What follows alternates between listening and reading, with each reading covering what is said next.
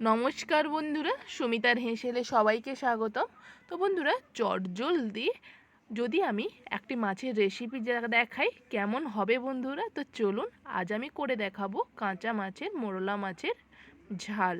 তো প্রথমে আমি এখানে দুটো টমেটো নিয়েছি, দুটো পেঁয়াজ এবং কিছুটা কাঁচা লঙ্কা নিয়েছি। আমি প্রথমে টমেটোটাকে খুবই পাতলা সাইজ করে কেটে নিব এবং এই দেখুন কিভাবে আমি পাতলা পাতলা করে কেটে নিচ্ছি।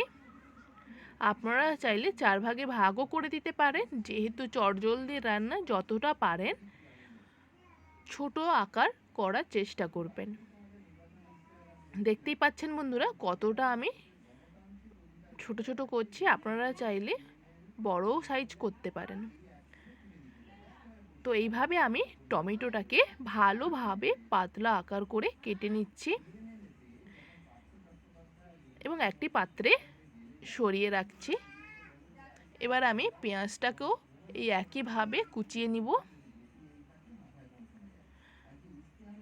আপনারা চাইলে পেঁয়াজ বাটাও ব্যবহার করতে পারেন, কিন্তু আমি এখানে কুচনো ব্যবহার করছি। দেখতেই পাচ্ছেন বন্ধুরা কতটা মিহিভাবে আমি কুচিয়ে নিচ্ছি।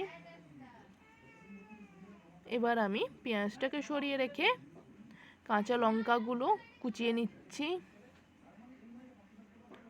আপনারা চাইলে গোটাও ফেলে দিতে পারেন অথবা দুভাগে ভাগ করে ফেলতে পারেন। আমি এখানে ছোট ছোট আকারে কুচিয়ে নিচ্ছি।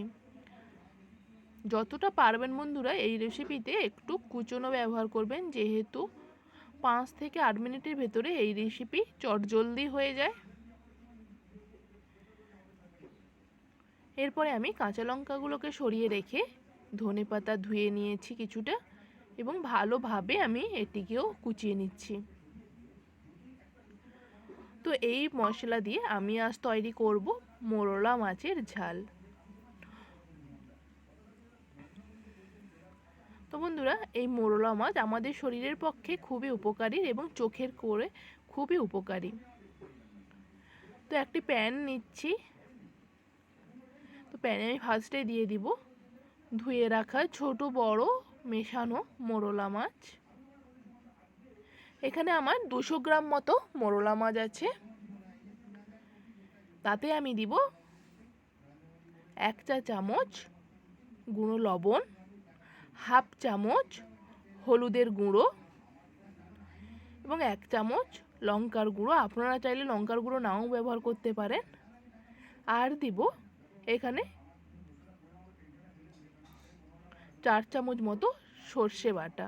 আমি এখানে সাদা সর্ষে ব্যবহার করেছি, আপনারা চাইলে কালো সর্ষেও ব্যবহার করতে পারেন।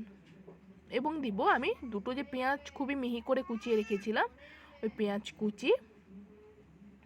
তারপরে দিয়ে দিচ্ছি কুচিয়ে রাখা টমেটো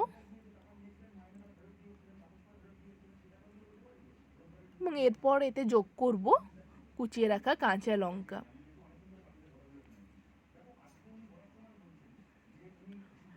এবং আমি এখানে 2 চা চামচ সরিষার তেল ব্যবহার করব। তো আমি এই সব উপকরণ মাছের সঙ্গে ভালোভাবে আলতো হাতে মাখিয়ে নিব। এবং বন্ধুরা, আমি হাফ চা চামচ চিনি ব্যবহার করছি এখানে স্বাদটা বজায় রাখার জন্য। আপনারা চাইলে চিনিটা নাও দিতে পারেন। দেখুন বন্ধুরা, আমি এইভাবে আলতো হাতে সব উপকরণ একসাথে মাখিয়ে নিলাম এবং আমি গ্যাসে বসিয়ে দিচ্ছি। গ্যাসের আঁচটা জ্বালিয়ে দিলাম এবং মিডিয়াম রেখে আমি ঢাকনা লাগিয়ে দিয়েছি। আপনারা চাইলে ফুল হিটেও দিতে পারেন, আমি এখানে মিডিয়াম রেখেছি। ফুট আসার আগে আমি তাতে কুচনো ধনেপাতা যোগ করে দিলাম। দেখতেই পাচ্ছেন বন্ধুরা 3 থেকে 4 মিনিট পর কত সুন্দর একটি কালার চলে এসেছে এবং মাছগুলো আমার প্রায় 80% সেদ্ধ হয়ে গেছে।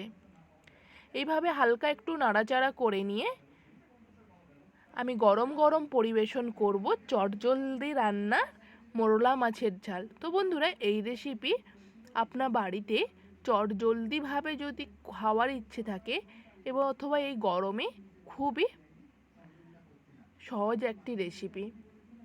তো বন্ধুরা বাড়িতে এই রেসিপিটা করে অবশ্যই দেখবেন এবং আমাকে কমেন্ট করে বলবেন কেমন হয়েছে। ধন্যবাদ বন্ধুরা।